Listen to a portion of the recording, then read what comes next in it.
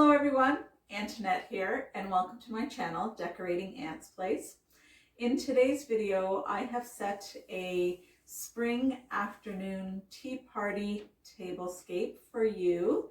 I have used the colors purple and white with a splash of blue, and I've tried to make it as spring looking as possible, and I really like this one. It was fun to put together. Most of you know I love anything tea, so it was really a lot of fun.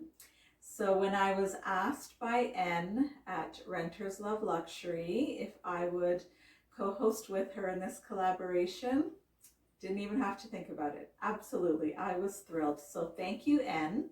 And the co-hosts co-hosting with me are Grandma Sandy, Glamour Ellen, Miscellaneous Bee, Kreating with Mz Kaye, and Tamara at Lovemybabies Forever. So all of us have put out an open invitation to all YouTube creators to create a tea tablescape in a spring afternoon